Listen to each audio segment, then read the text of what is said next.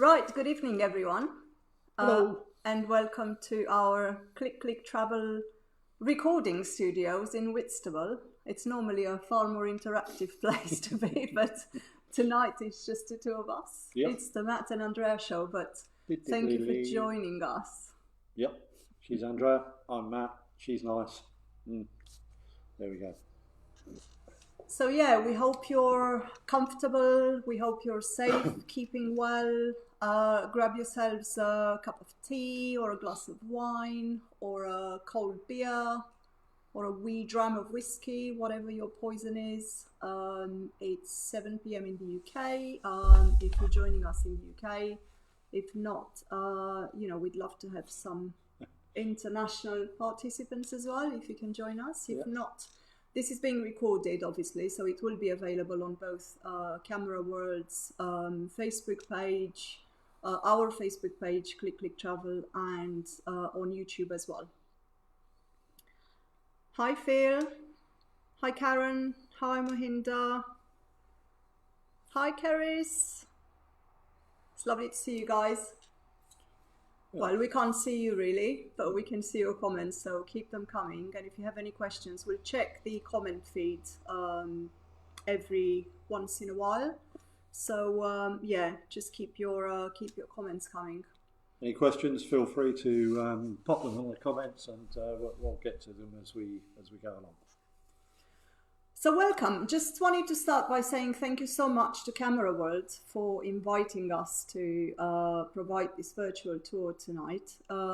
It's what we love doing. We love going to different places, taking photographs, taking other people with us, and sharing that experience. Obviously, this year's been it's been great for travel this year. A bit special. Not the best 2020 for traveling or anything like that. But you know what? Things could be worse. You never know. Yep. Murphy's Law and all that. Let's kind of cherish everything that we have, and let's hope we enjoy this virtual tour, because that's what we can do at the moment. Hi Chris, thanks for joining us. Yeah, 2020 has been a real lesson in adaptation, running with changes, and making amendments on the fly, having a plan B, all of that kind of stuff. There's quite a bit of that in this presentation as well, so it's probably quite topical in that respect. Yeah, absolutely. Can you guys hear us all right? If you can hear us, just give us a thumbs up in comments. It's the first time we're trying this new streaming app, so we're feeling very techy at the moment. Keeping our fingers crossed that it's all working fine. We're streaming live basically with eCam and Restream, so we should be going live on both Camera Worlds and Click Click Travel's Facebook pages. We seem to be able to get in comments from our Click Click Travel page, so if you're on Camera World, thanks Phil for confirming. Paul, sorry, sounds fine. Excellent, that's what we like to hear. So let's get started. First of all, before we dive into our kind of presentation, just to point everyone to this lovely display that's behind us. In an ideal world, in March of this year, we should have been displaying all of this at the photography show in Birmingham at the NEC. That's obviously not happened for reasons well known, and I'm not going to say the C word. So we can see it. No, it's fine. Oh. So these are our amazing Chromolux panels. These are all prints on metal, and we became ambassadors of Chromolux in January, and then in partnership with Graphic Studio in Italy, they printed all of these fantastic metal panels for us, which were going to be our display at the photography show. We're just giving you a glimpse of what they are now, and hopefully at some point next year we'll be able to display these finally publicly. They are in our studio, Yep. so anyone who's local or fairly local, we're only a short journey from London. Obviously, as soon as lockdown is over, you'll be able to just pop down and see us. So yeah, a big shout to Chromolux and Graphy Studio for this lovely display behind us. And it would have been lovely to get the show on the road, but not to be so Not far. this year. As you said, Matt, we can only adapt. Yep. Adapt. And so I don't seem to be able to get the comments on our screen. So if you could you get on your phone, log on to Camera Worlds, because I've got ours here. Just go on to Camera Worlds page, and so then we can see all of your comments, guys and girls, as they come through. Thanks, Phil, for confirming. Yeah, I'm on camera roll, so what Fab. now?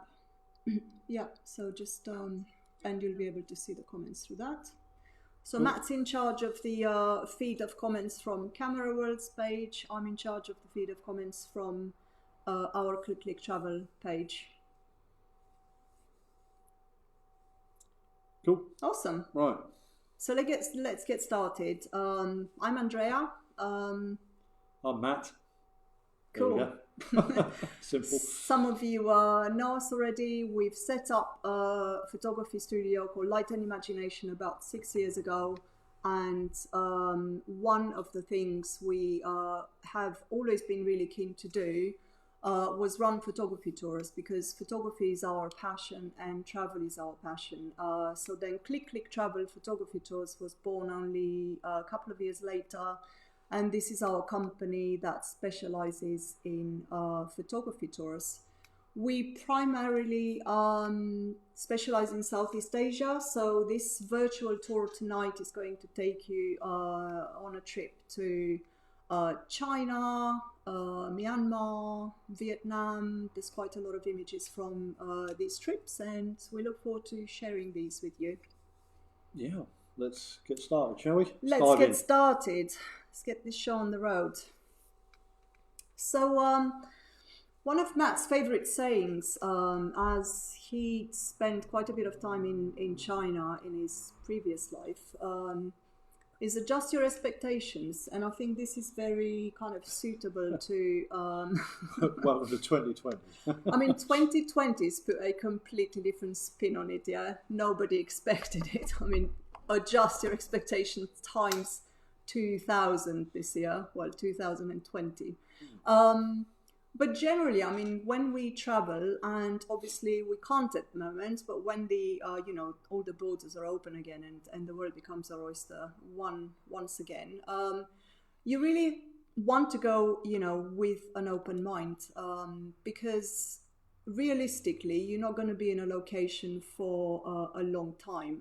Even if you take maybe 2 months to travel through Southeast Asia or South America or whatever destination, you're still not a local, so you're not going to have the benefit of planning for weeks just to take the perfect landscape shot, or really get to know the local culture and people and everything. So go with an open mind. The best images that we found in our experience were taken when you really work with what's kind of given to you. So don't necessarily aim to recreate famous images.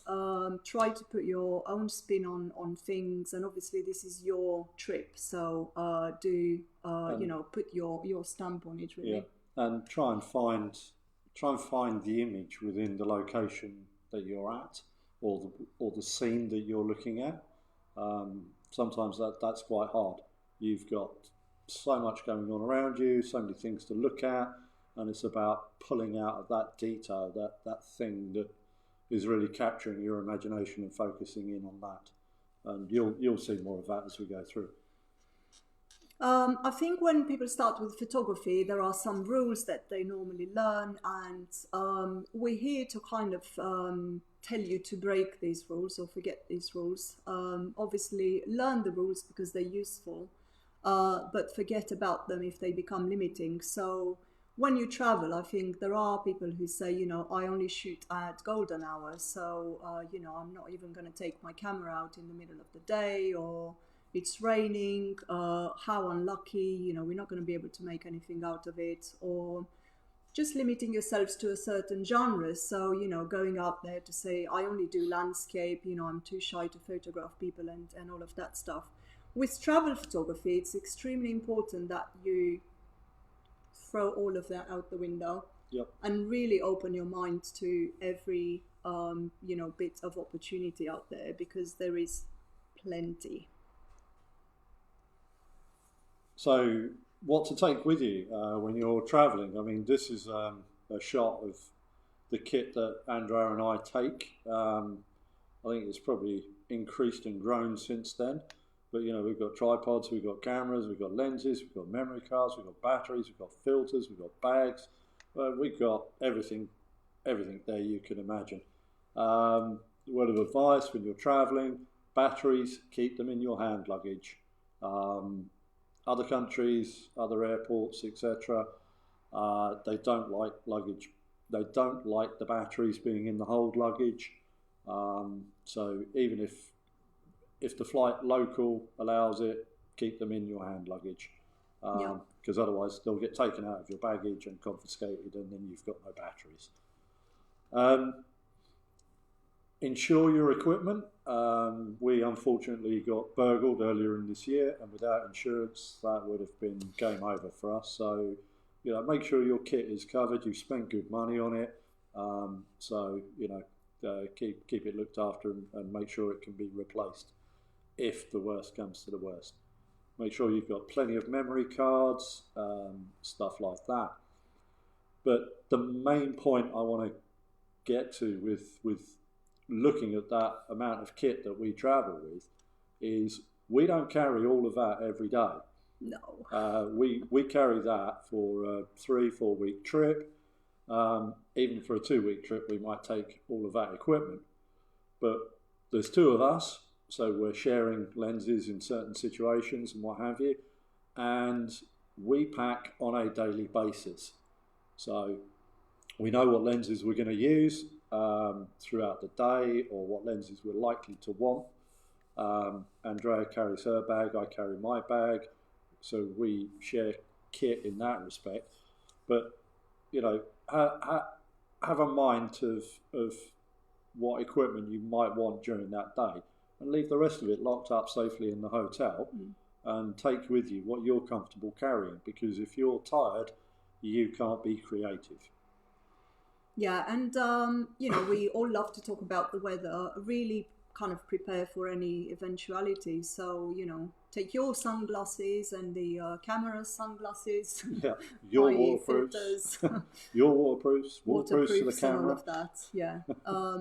We recommend taking, a backpack for when you're out and about. But I personally prefer carrying everything when I go through airports. And that's a distant memory, isn't it? Going through airports.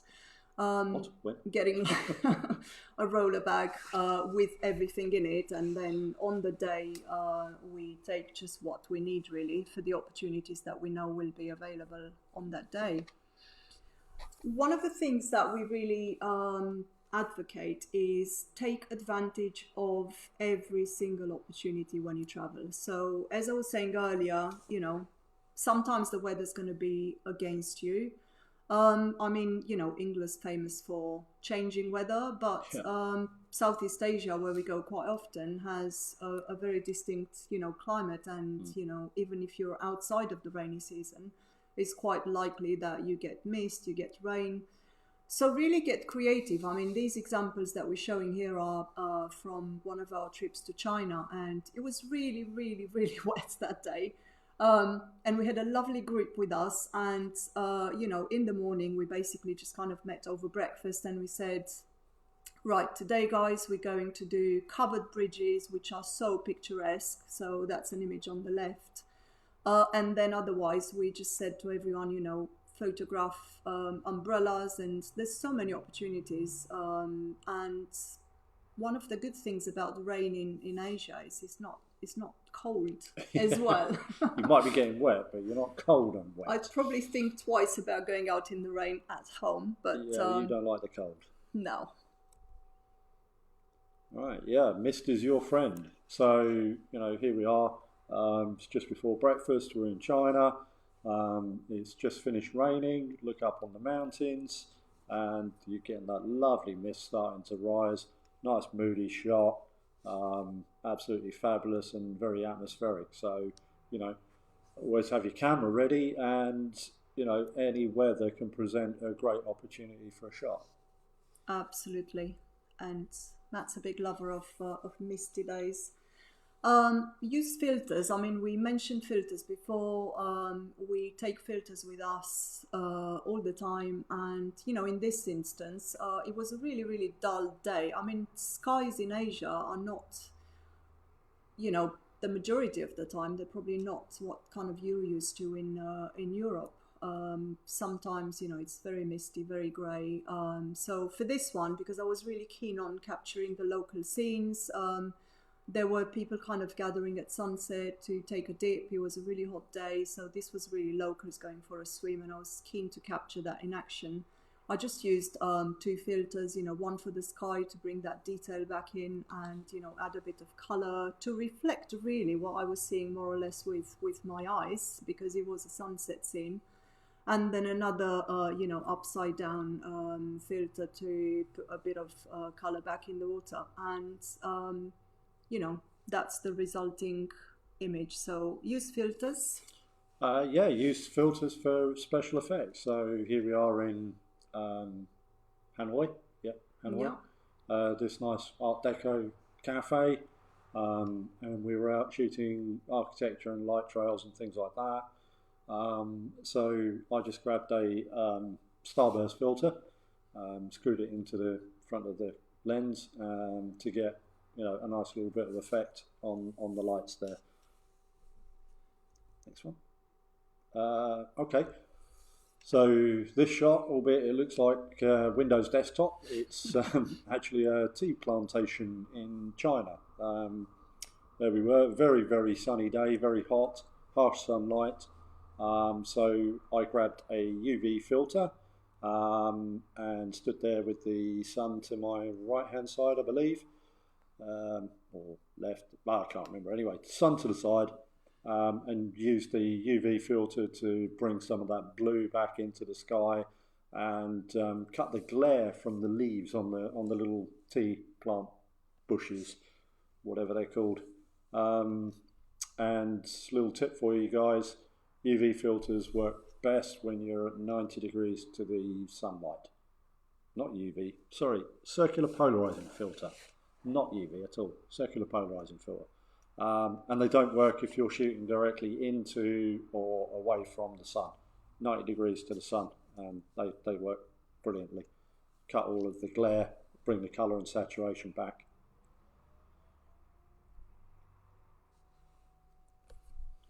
The other thing we're quite keen on is to get all of our participants to our photography tours to think creatively, not only about what images to capture, but how to edit. And this has obviously got a place in the whole end-to-end process of thinking about a photograph, capturing the scene, editing it, and presenting it, and sharing it, because that's the whole life cycle of photography. And there are, purists out there who would say, editing is cheating and you didn't do that in the film days, and that's just not true.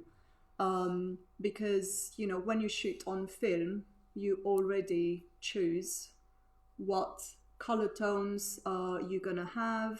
Yeah. All the films have their characteristics, and that you're gonna shoot in black and white, or you're gonna shoot. Load a black and white film into the camera, and you're already starting to edit. So Exactly. you're making choices already.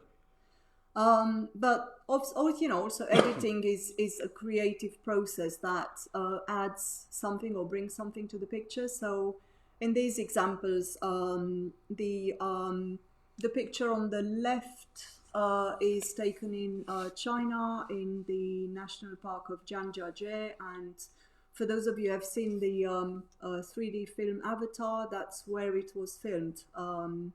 And you might kind of recognize the peaks of these mountains, which obviously were chopped for the CGI effects in Avatar, Hmm. but it does look out of this world when you're there. And I've chosen to edit that photo, really kind of emphasizing the dehazing tools in Lightroom and giving it an overall blue shade. And it's not just by accident. I wanted to give that effect because I wanted it to be reminiscent of the Avatar scene, but also of the kind of old Chinese stamps, and it just has, Yeah, some of that vibe to it. yeah. Chinese art has a lot of blue tones in it and things like that. Yep. And yeah, your picture of Fengguan, Yep. which is the ancient city of the Phoenix, Matt's edited that to, again, to kind of bring that oldie worldy atmosphere to it. It's a very ancient town, and yeah, that's kind of just brought the whole image. And a slightly cinematic feel I wanted to bring into that image as well. Muted tones, etc. It gives it a feeling. This one, so we stood there. It was just starting to rain. This is Fooley Bridge. It's a very old bridge. Probably dates all the way back to the 60s or something. I don't know.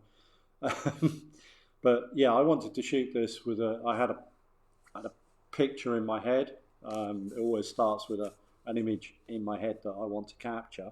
So I wanted smooth water, and I wanted that reflection from the trees and such in the water, but I still wanted to retain that drama in the sky. So this ended up being three separate images, one for that water, another image for the greenery and vegetation, and then another exposure for the drama in the sky, the moody clouds and such. And then the whole thing blended together in Photoshop.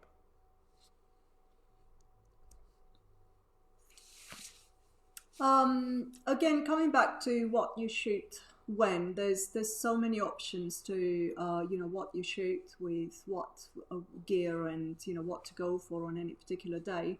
And obviously, someone said, if your photos aren't good enough, you're not close enough. But obviously, when it comes to wildlife, you can only get close with your lens. It's not quite safe otherwise. This is when Matt and I went to Chengdu, to one of the panda breeding centers. It's on my bucket list that I want to volunteer to be Panda an keeper. attendant, a keeper for this. I just can't think of anything best than feeding Yeah. these guys at meal times. But They're such happy chaps. They're don't get all upset because they're not in the wild.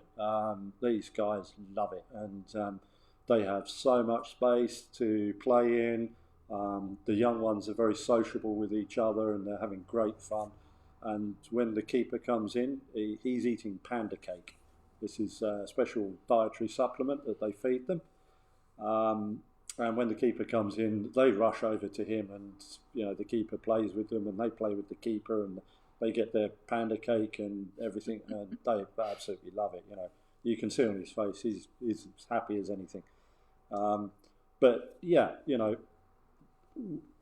us as visitors to the sanctuary, we can only get so close to the pandas, and that's fine. They have to have their space, etc.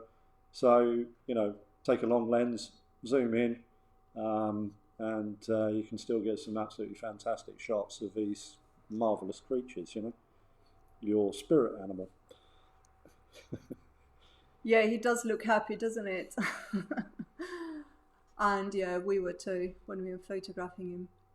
Um, get close again. The image on the right is in Hong Kong, taken from the top of Victoria Peak, which is notorious for, Change stunning and changeable weather. changeable weather. Yeah, I misty days. Again, with the adjust your expectations, I've probably been to Hong Kong about 30 times, and I have this picture in my head from the top of Victoria Peak, which has so far eluded me.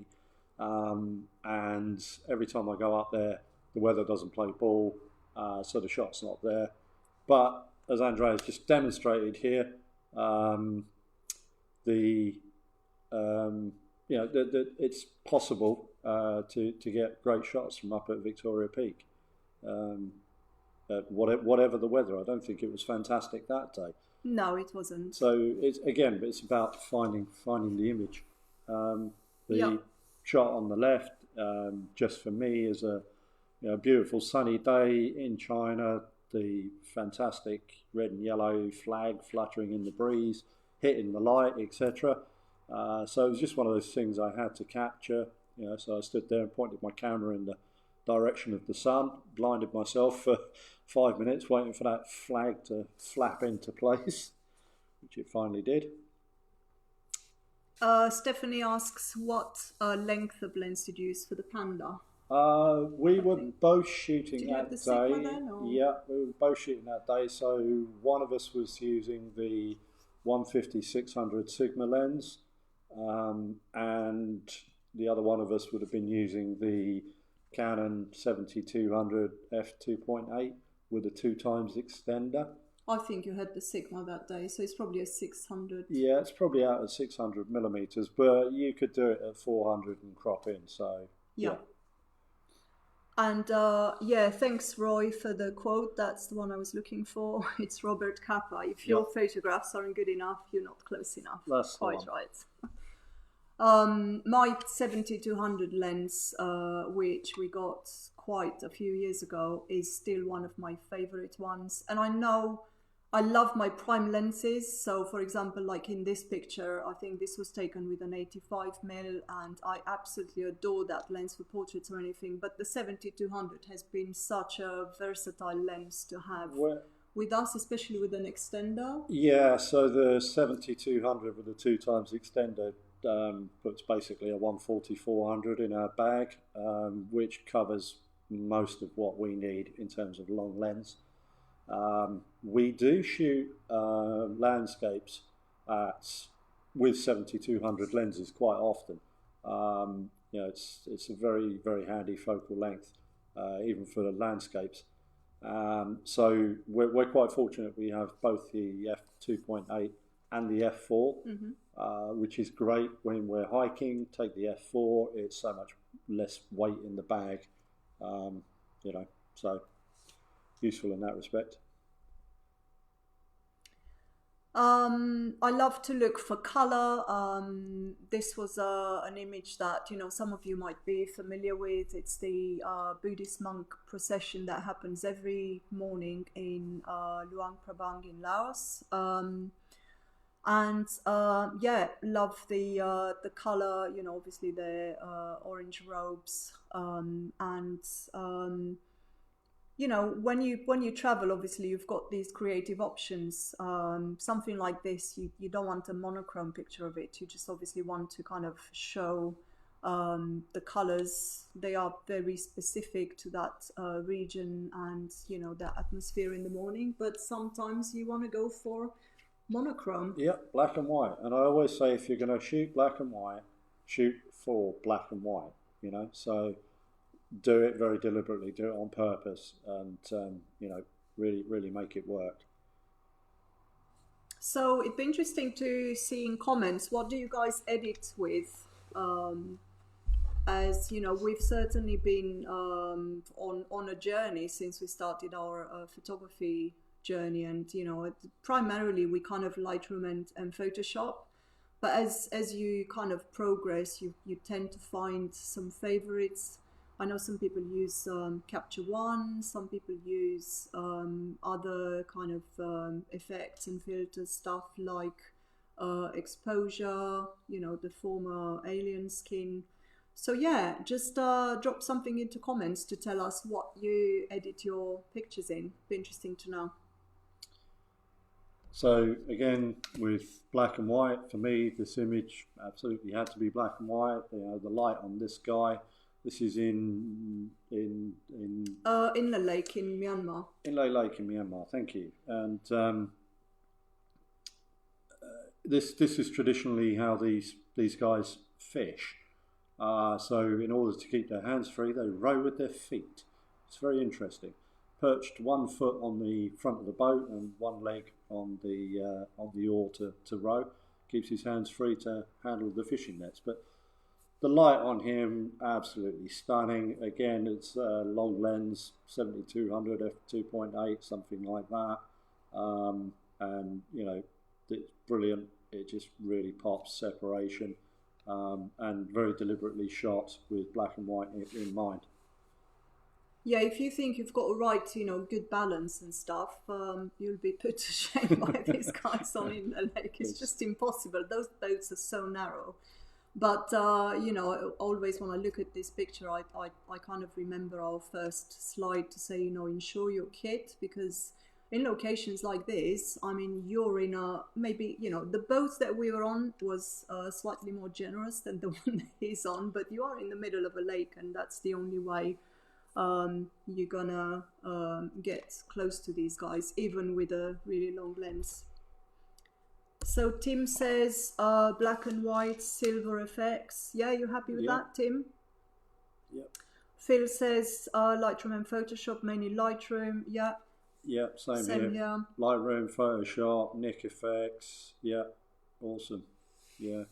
I've not tried silver effects before. I'd be curious that's part of the to. Nik suite, I think. Yeah, cool. Paul says you've used Bridge, ACR, Photoshop when you started 15 years ago. Cool. Yeah. Excellent. Thank you, guys. Thanks for commenting. It's good to know what everyone's experience is. Yeah. So, yeah, shooting at night. The great thing in Asia, and especially in China, is that they screw a light bulb to everything. You stand still too long and you're going to get a light bulb screwed to you. And they love colour as well. So again, this is in the city of Fengguan, the ancient city of the Phoenix. And they have these wonderful old houses on stilts, and you've got the reflection in the water, and you've got the colours of it lit up in the evening, and you've got the little scenes going on the balcony. Absolutely fabulous. It's a great place to start waving your camera. But you really have to pick out the scene and get it to work. And this is one of the shots I think really does work. This is Hong Kong, another one of my favourite views of Hong Kong. This is shot on the opposite side of Victoria Harbour, looking back to Hong Kong Central there. And yeah, it always gets dark at 6 p.m. in Hong Kong. Doesn't matter what time of year it is, 6 o'clock, it's dark. The lights on the buildings start coming on, and you get this wonderful city scene laid out before you. Fantastic. Grab a few shots there and then head over to the duck restaurant. Yeah.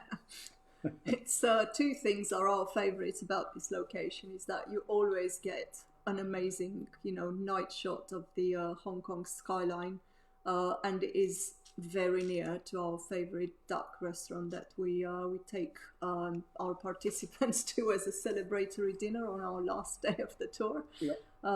Yeah, it's really good. One thing that we do on our tours, and we do like to combine the photography with the food. That's it. Yeah, got to have your food. So a lot of people say, and I say it as well, that photography ends up being a problem-solving exercise. So here I am in Hong Kong.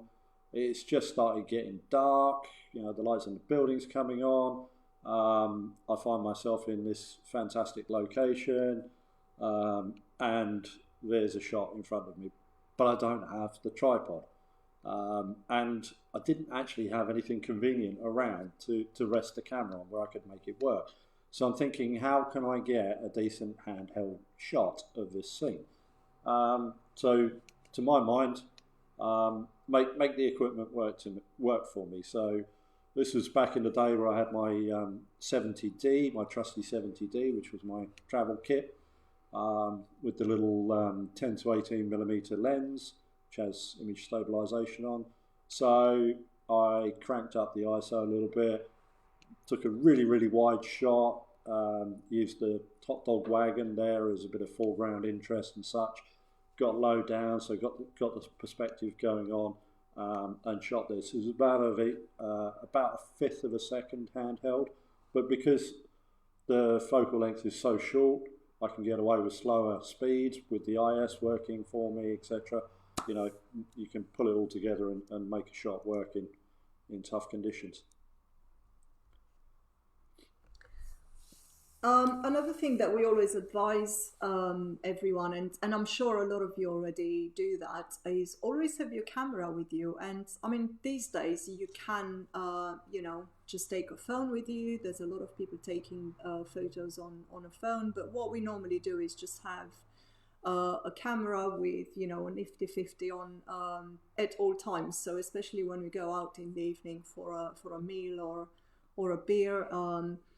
Because there's always these opportunities, and I'm fascinated by street photography, and sometimes you take pictures just because they appeal to you. There's no planning or preparation or any kind of intention other than something that really resonates with you. So yeah, like completely serendipitous. Yeah, like the picture in the middle. You've just had a beer and you notice there's a load of twinkly lights in the tree in the background. So why not grab a beer bottle and bokeh shot? Yeah, but after a couple of beers, it's probably advisable to put the camera down because... Don't drink and shoot, guys. Remember, don't drink and shoot. The amount of times I've done that and I've thought I've been so fantastic and artistic, and then looked at them the next day and thought, what was I thinking? Another sort of myth is that you can't really take any good pictures in the midday sun, and obviously some of it is true in the sense that portraiture, for example, is more difficult. You have to diffuse the light, find places that you can actually, but why not use it? So why not use these harsh shadows, the harsh light of the middle of the day? So that's what I've done here. I'm quite fascinated with minimalist kind of compositions. So I took this picture from the top of Shanghai's Contemporary Art Museum, so it's their equivalent to our Tate Modern. Same deal, it's a disused power station.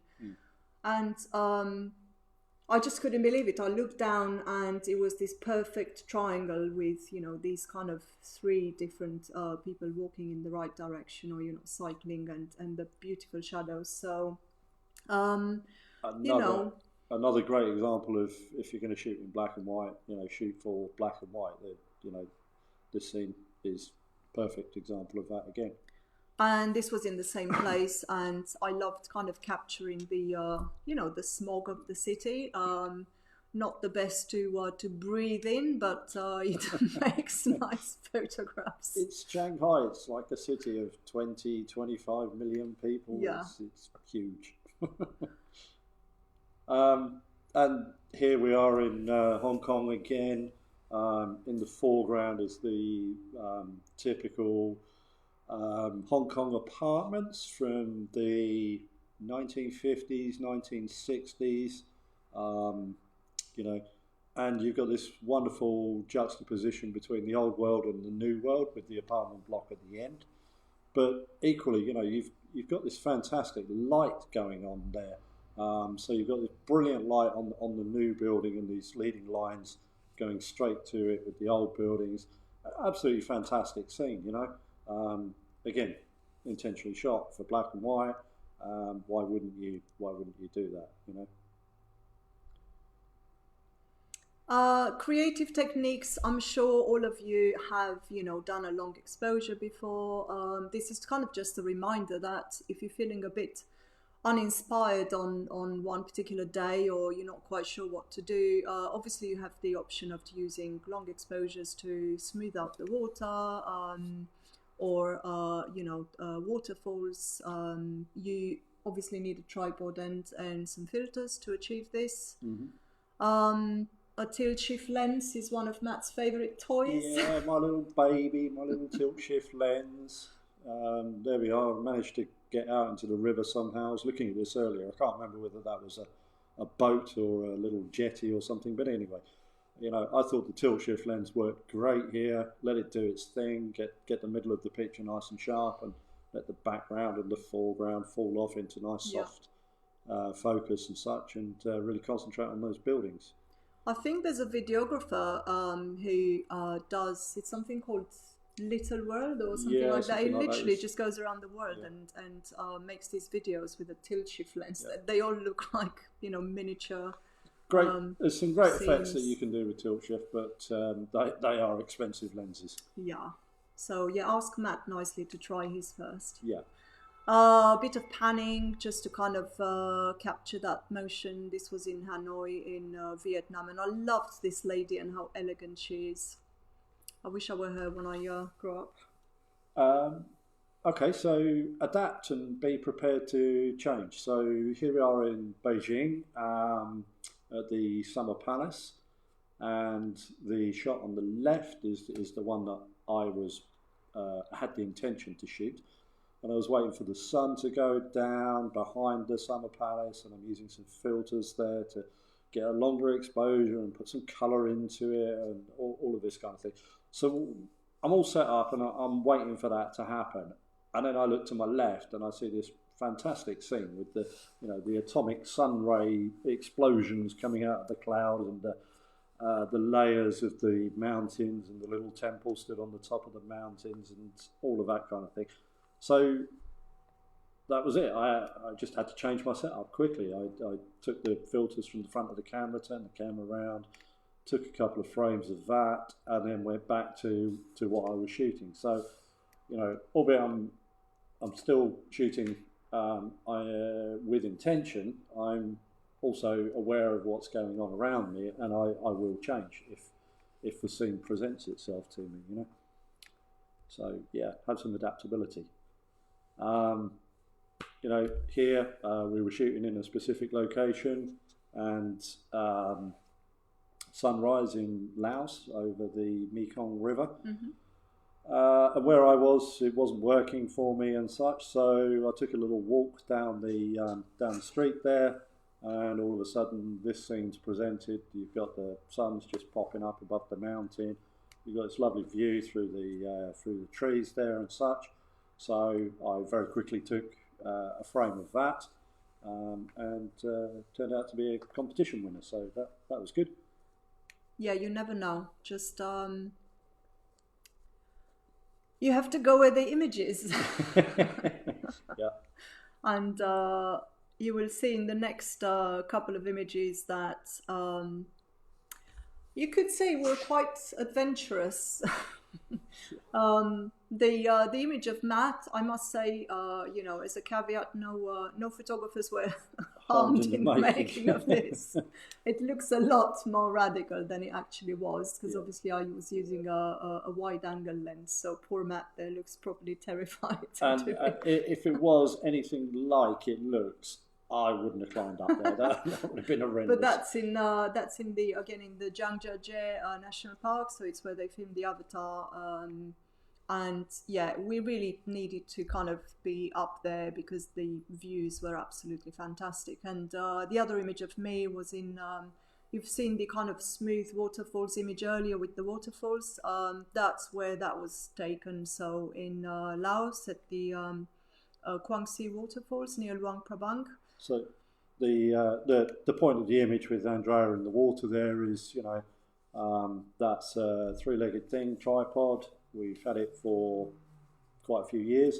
Yeah, it's still going. Yeah, little Brian. We're filming on Brian now. Hey, Brian. And that tripod's been all around the world with me. It's been, up to its knuckles in snow, up the top of a mountain. It's been out in the desert, and it's been out here in the waterfall, etc. So the kit's there to be used. We use it. You know, there's no harm done there. We just take it out of the water, dry it off, and stuff like that. You know, but just don't drop the camera in the water. You know? Yeah, don't. But yeah, go where the image is. Okay, know your enemy.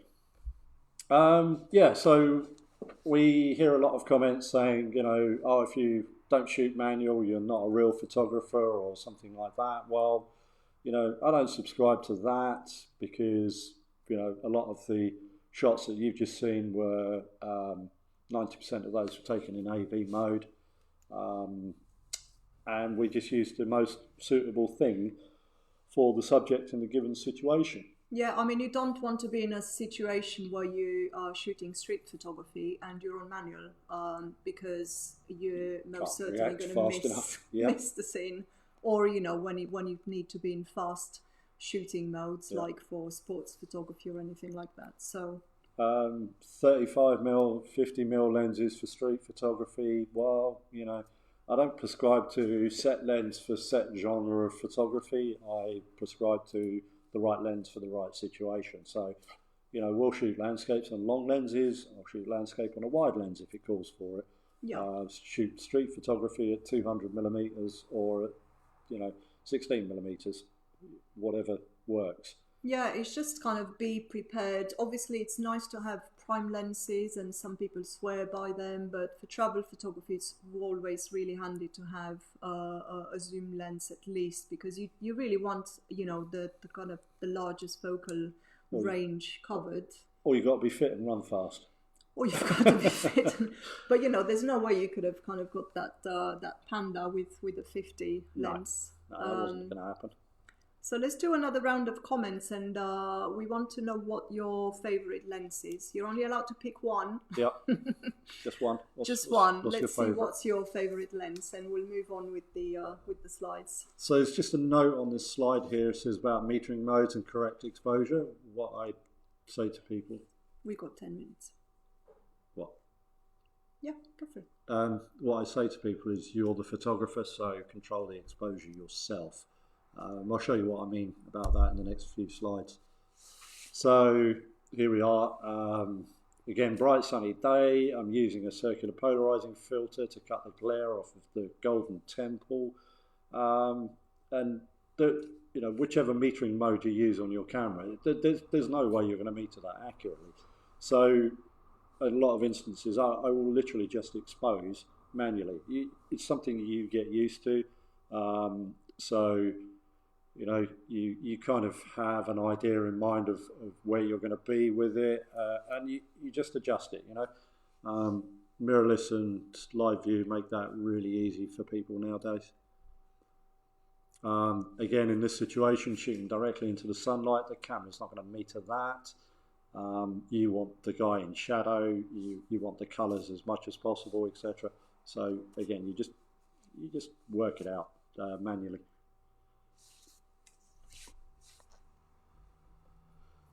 We've got a few favourite lenses coming through. Yeah, what we got here?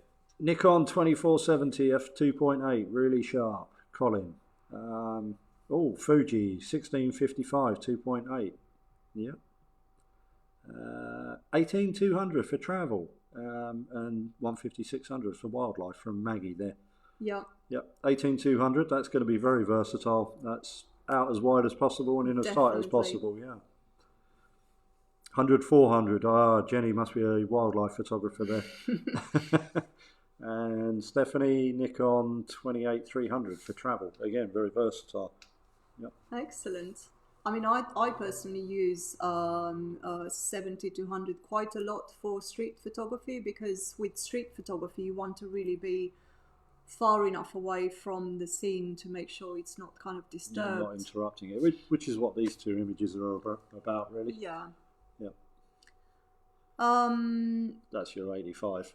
That's your baby. That's my baby, my 85 lens. This is actually a picture that it's the first time after many years that I actually plucked up the courage to ask someone, a complete stranger that, you know, we didn't speak each other's language either, to take a photo of. and this was at the Temple of Literature in Hanoi in Vietnam. And I had a split second to take her photo, and I absolutely love that the girl is looking at me as well.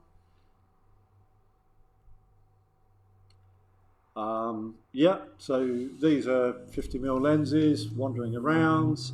Um, the lady on the left there, she was quite happy for us to take some photographs. We asked politely, and the guy on the right is walking home from a pub. There's a guy sitting on the corner of the street doing a bit of blacksmithing. So again, you've got your camera with you, and you stop and take a shot. One thing to always consider is obviously, as I'm sure you're all kind of aware of and mindful of, is the whole kind of ethical dilemma around street photography and people photography. And as a minimum, we want to be as non-intrusive as possible, and communicating with the people we meet and interact with, and always kind of ask for permission to take a photo, even if you don't speak the language. Just kind of use the body language to ask, raise your camera. I know a lot of you already do that.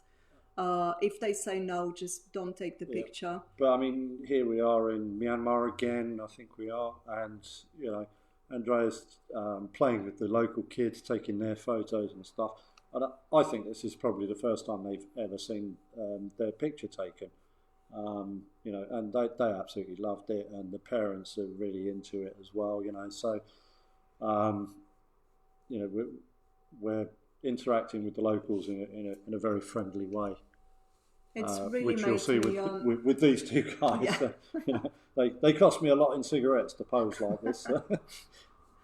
Yeah, it's kind of really made me think that next time we travel, we should maybe take like a Polaroid equivalent, so you can actually take a photo of these people and just give it to them, there and then, rather than relying on going back. There's no way of mailing it. Yeah, strangely, they didn't have Instagram and email addresses and stuff.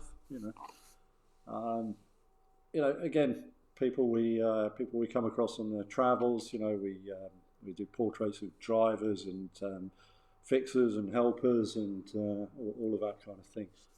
Everyone is a subject potentially, so all you have to do is ask. I mean, I've gone into the habit of just asking people, as Matt says, drive us around, or tour guides, or people who sell you, a coconut in the market or anything like that. And these things, these guys, Andrea did a great deal with somebody, a picture for a bag of sweets. She then took the bag of sweets, bartered it up into a picture with some novice monks here. They didn't like the sweets, so they threw them away.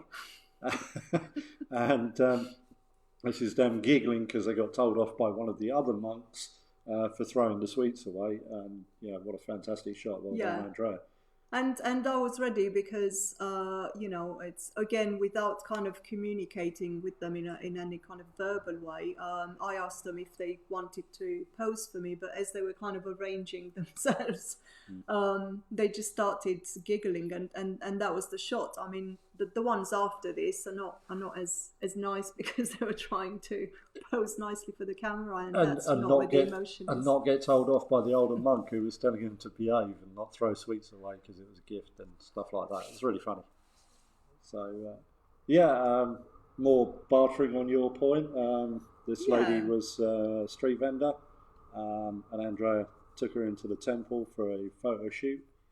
I mean, a lot of, obviously this temple is wonderful to photograph for anyone who's interested in architectural photography. It's just fantastic. There's so many angles and so many ways of photographing it. But I just felt that it needed a human element to kind of give the sense of scale. And I very kindly asked this lady who was selling some necklaces and jewelry, bracelets and stuff, and she came with me, and she was so excited and almost like flattered that I asked her to be in my pictures. And obviously I ended up, I bought some I wanted to give her money for her time in the same way I would pay a model in the UK to Yeah. pose for me. But she absolutely wouldn't take it, so I ended up buying some of the jewelry from her, and that made some nice presents when I came back home. Um, Generally, just if you think you haven't got a nice scene, change your perspective. It's always resulting in more interesting angles. Um, a lot of people, I think, when they start with photography, they just shoot from kind of eye level, and that becomes a bit dull after a while. Yeah. So yeah, make sure that you look up, you look down, you Yeah. get down on the ground, Get above your you get subject. above your subject. Yeah, just experiment really. Just move around. Yeah. Sometimes you have to invest to achieve your vision. Yeah. You know, that's the way it goes. So here we are in Cambodia, and we wanted to do this photo shoot at one of the oldest temples in Angkor Wat at sunset, and it was quite a thing to pull together, and it was a hell of a shoot. It was a fantastic experience. I still have chills that we took a traditional dancer back to the temple at sunset to dance, and her ancestors are carved into the stone of the temple. It was quite a magical occasion. But you know, we started this by going up to the concierge desk at the hotel and saying, "Can we hire a woman, please?" And then the conversation kind of went on from there. Really, after a lot of misunderstandings and funny looks, we sort of told them what we wanted to do. But this was by no means free or a cheap thing to do. Um, so, it's about it's a I think it's about looking beyond the obvious and yeah, not relying 100% on serendipity, yeah, and because chance and things like that. you're not going to find an Apsara dancer at the temple No, these days. you're not going to find her walking through a temple in Angkor Wat, and that's the vision that we had, and that's what we went for. Yeah, and scenes like the one that's just coming up on the screen. This is really iconic. It's an image of a cormorant fisherman in China. Yeah, sure. And the reality today is that nobody fishes with cormorants anymore, and you still find these guys, and a lot of them are former fishermen. And what they do these days is they pose for photographers. Yeah. Really, You, there's no, you're not going to find these scenes just because you're there and you've waited long enough. no. So you have to pay this guy to bring his boat and his cormorant down and sit in front of the mountains there at sunset, so you can take shots for him. But what a shot, what a scene! It's fantastic. It's iconic of the region. The same with the Cambodia thing. So yeah, I mean, don't be shy to get these things arranged, because there is a kind of you're not claiming that you're doing street photography while actually you're shooting these scenes with something that's more organized. In the same way you would have a model back at home and recreate a Yeah, scene or convey a certain message. You can do the same when you're abroad, and be honest with what you're doing, and create the scenes that you want, and to come back home with the images that you want. Really, it's not exploitative, as Andrea said. These guys, that's how they make their money now. They yeah. don't make any money from fishing anymore. Um, I don't know if they want to. No, it's It's probably not a lot of probably money it's in probably a lot easier. yeah. But it's just another one of the things that, as far as we're concerned, that kind of puts money back into the local Yeah, economies, and that's one of the biggest, priorities for us when we do these tours. That we work with locals directly, including accommodation providers, restaurants, boutique hotels, these guys, guides, models, everything. So that's quite a big thing for us. So there you go. Where did the 1 hour fly? Oh God, yeah, yeah. I don't know where an hour went, but Who's still awake? Anybody out there still awake? Give us a wave if you're still awake. anyone ready to open the wine, maybe? Oh yeah. Have no fear if you arrived late for this. This is all going to be recorded and shared. And also, what I'm going to do in the on the pages of Camera World and our page Click Click Travel is I'm going to upload a link to a free travel photography guides that we've put together over the summer this year. Yep. Which you're more than welcome to download. It will have quite a lot of these tips and tricks in it and images. So thanks for the wave, Jenny. She's still awake. She's still awake. I like that. Yay. Yay. Well done, Jenny. You did it. Awesome. Oh, Paul's still awake. Look, Paul. Yeah, well done, Paul. Excellent. Awesome. Thank you so much, everyone, for joining. Thanks to Camera World immensely for inviting us. Wait there. We've got the shameless social media plug. So give us a like and follow on Facebook. Check out our website. Have a look at us on Instagram, email us, or come and visit us. All of the details are there. When you can. Facebook is Click Click Travel. Website, clickclicktravel.com. Instagram, Click Click Travel again. And if you want to email us, it's comealong@clickclicktravel.com.